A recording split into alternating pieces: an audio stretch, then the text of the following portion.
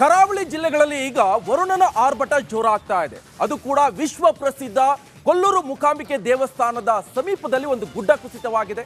ಮೊನ್ನೆ ಗುಡ್ಡ ಕುಸಿದ ಪರಿಣಾಮ ಒಂದು ಮಹಿಳೆ ಕೂಡ ಸಾವನ್ನಪ್ಪಿದ್ದಾರೆ.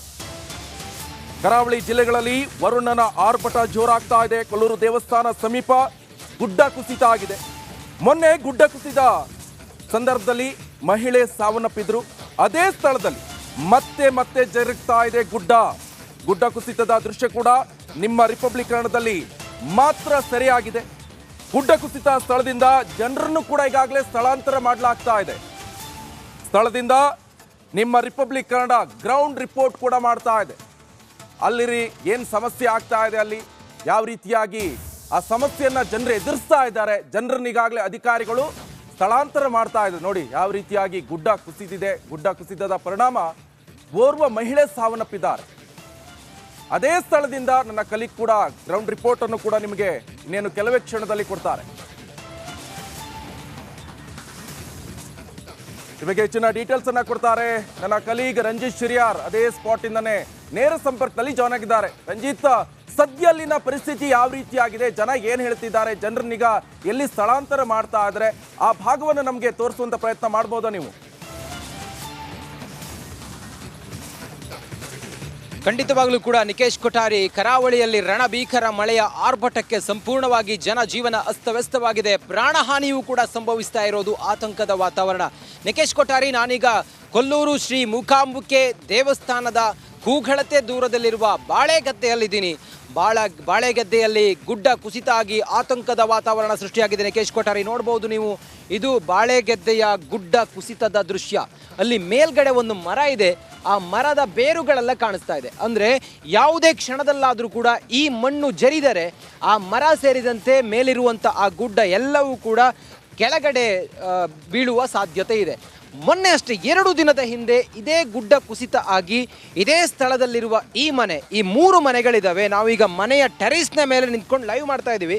ಈ 3 ಮನೆಗಳಿದ್ದಾವೆ. ಈ ಮಧ್ಯದ ಮನೆಗೆ ಗುಡ್ಡ ಕುಸಿದ ಪರಿಣಾಮ ಓರ್ವ ಮಹಿಳೆ ಮೃತಪಟ್ಟಿದ್ರು. 48 ವರ್ಷದ ಅಂಬ ಅಂಥೇಳಿ ಮಹಿಳೆ ಮೃತಪಟ್ಟು ದುರಂತ ಆಗಿರೋದನ್ನು ನಾವು ಕಂಡಿದ್ದೀವಿ. ಸುಮಾರು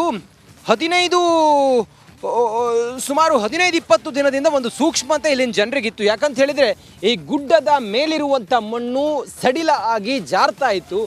ಆದರೆ ಇಷ್ಟು ದೊಡ್ಡ ಮಟ್ಟದಲ್ಲಿ ದುರಂತ ಆಗುತ್ತೆ ಅಂತ ಅಂದ್ಕೊಂಡಿರಲಿಲ್ಲ. ನೋಡಿ ನಿಕೇಶ್ ಕೊಠಾರಿ, ಇದೆಲ್ಲವೂ ಕೂಡ ಗುಡ್ಡ ಕುಸಿತದ ಪರಿಣಾಮ. ಈ ಮನೆ ಜಖಮ್ ಆಗಿರೋದು ಮತ್ತು ನಿನ್ನೆಯೂ ಕೂಡ ಕುಸಿದಿರುವಂಥ ಗುಡ್ಡ, ಆ ದೃಶ್ಯವನ್ನು ಗಮನಿಸ್ತಾ ಇದ್ರಿ. ಕೆಳಗಡೆಯ ಮಣ್ಣು ಸಡಿಲ ಆಗ್ತಾ ಇದ್ದಂಗೆ ಮೇಲ್ಗಡೆಯ ಮಣ್ಣು ಜರಿತದೆ. ಇದು ಜರಿದದ್ದೇ ಆದರೆ ಸುತ್ತಮುತ್ತ ಇರುವಂಥ ಮನೆಗಳ ಮೇಲೆ ಮಣ್ಣು ಆವರಿಸಿಕೊಳ್ಳುವಂಥ ಸಾಧ್ಯತೆ ಇದೆ. ನೋಡಿ ನಿಕೇಶ್ ಕೊಠಾರಿ, ನಾನು ವೈಡ್ ಆಗಿ ತೋರಿಸ್ತೀನಿ. ಇಲ್ಲಿ 10 ಮನೆಗಳಿದ್ದಾವೆ. ಆ ಮನೆ ಅದಾದ ನಂತರ ಒಂದು ರಸ್ತೆ ಇದೆ. ರಸ್ತೆಯನ್ನು ದಾಟಿದರೆ ಸಿಗೋದೇ ಶ್ರೀ ಕೊಲ್ಲೂರು ಮೂಕಾಂಬಿಕಾ ದೇವಸ್ಥಾನ. ನೋಡಿ, ಅದನ್ನು ಕೂಡ ನಾನು ಮಾತಾಡಿಸ್ತೀನಿ. ಅವರು ಇಲ್ಲಿನ ಜನರು ಕೂಡ ಇದ್ದಾರೆ, ಅವ್ರನ್ನ ಮಾತಾಡಿಸೋ ಪ್ರಯತ್ನ ಮಾಡ್ತೀನಿ. ಸುತ್ತಮುತ್ತ ಮನೆಯವರು ಮತ್ತು ಅವರಿಗೆಲ್ಲರಿಗೂ ಕೂಡ ಒಂದು ಆತಂಕದ ವಾತಾವರಣ ಖಂಡಿತವಾಗ್ಲೂ ಕೂಡ ಇದೆ. ಗೋಪಾಲ್ ಅಂತ ಹೇಳಿ ಇಲ್ಲಿ ಸುತ್ತಮುತ್ತ ಅವರು ಸ್ಥಳೀಯರು, ಅವ್ರನ್ನ ಮಾತಾಡ್ತೀನಿ. ಸರ್ ಹೇಳಿ, ಈ ರೀತಿ ಒಂದು ದುರಂತ ಕೊಲ್ಲೂರಿನಲ್ಲಿ ಆಗಿದ್ದಿದೆ ಮೊದಲ ಸರ್? ಇದೇ ಮೊದಲ ಸಲ. ಇಷ್ಟೊಳಗೆ ಇಂಥದ್ದೊಂದು ದುರಂತ ಆದಿಲ್ಲ. ಇದು ಪ್ರಥಮ ಬಾರಿ.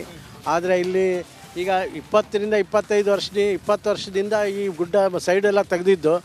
ಆದರೆ ಈಗ 6 ವರ್ಷದಿಂದ ಈ ಸೈಡಿನ ತೆಗೆದು, ಈ ಸೈಡ್ ಸ್ವಲ್ಪ ಮಣ್ಣು ಲೂಸ್ ಇದೆ.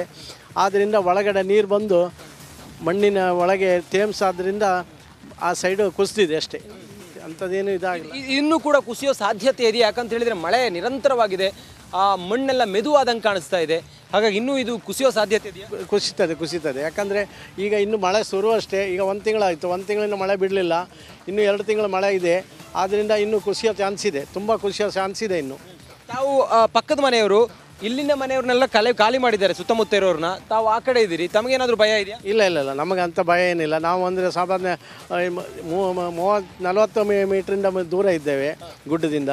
ಆದರೆ ನಮಗೆ ಅಂಥ ಭಯ ಏನಿಲ್ಲ. ಆದರೂ ನಮ್ಮ ಹತ್ತಿರದವ್ರಿಗೆ ಹೀಗಾದರೆ ನಮಗೆ ಭಯ ಜಾಸ್ತಿ ಇದಾಗಿದೆ ಅಷ್ಟೇ, ತೊಂದರೆ ಆಗ್ತಾ ಇದೆ.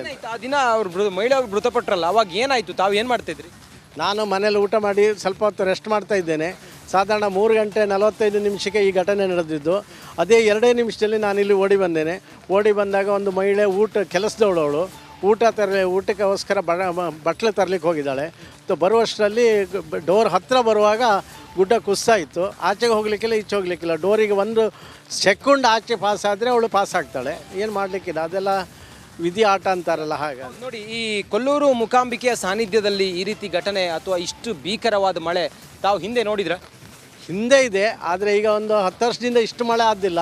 ಈಗ 1 ತಿಂಗಳಿಂದ ಇಷ್ಟು ಮಳೆ ತುಂಬ ನಡೆದಿದೆ. ಅದೇ ಈಗ ಮಳೆ ಜಾಸ್ತಿ ಆಗಿದೆ 1 ತಿಂಗಳಿಂದ. ಇದೇ ರೀತಿ ಗುಡ್ಡ ಕುಸಿತ ಕೊಲ್ಲೂರಿನ ಬೇರೆ ಬೇರೆ ಭಾಗದಲ್ಲಿ ಅಥವಾ ಕೊಡಚಾದ್ರಿ ಅಂತ ಗುಡ್ಡ ಪ್ರದೇಶದಲ್ಲಿ ಏನಾದರೂ ಆಗಿದ್ದು ಗಮನಕ್ಕೆ ಬಂದಿದೆಯಾ? ಇಲ್ಲ ಹತ್ತಿರದಲ್ಲಿ ಅಂಥದ್ದೇನು ಘಟನೆ ನಡೆದಿಲ್ಲ, ಮತ್ತು ಯಾರಿಗೂ ಏನು ತೊಂದರೆ ಆದಿಲ್ಲ. ಆದ್ದರಿಂದ ಇಲ್ಲಿ ಅಂಥದ್ದು ಕೊಡಚಾದ್ರಿ ಆಗಲಿ ಕೊಲ್ಲೂರು ಮೂಕಾಂಬಿಕೆ ಸ್ಥಳದಲ್ಲಿ ಅಂಥದ್ದೇನು ನಡೆದಿದ್ದಿಲ್ಲ. ಇನ್ನು ಭಯ ಅಂತೂ ಖಂಡಿತ ಇದೆ. ಭಯ ಇದೆ, ಅಂದರೆ ಸೈಡ್ನ ಈ ಗುಡ್ಡದ ಹತ್ತಿರ ಮನೆ ಇದ್ದವ್ರಿಗೆ ಸ್ವಲ್ಪ ಭಯ ಇದೆ ಅಷ್ಟೇ, ಬಿಟ್ಟರೆ ಮತ್ತೆ ಅಂಥದ್ದೇನು ತೊಂದರೆ ಇಲ್ಲ. ಇಲ್ಲಿ ನೀರು ನಿಲ್ಲುವುದಿಲ್ಲ. ಇದು ಆರಿದ್ರ ಮಳೆ ಮುಗಿದಿದೆ, ಪುನರ್ವಸು ಮಳೆ ಶುರುವಾಗಿದೆ.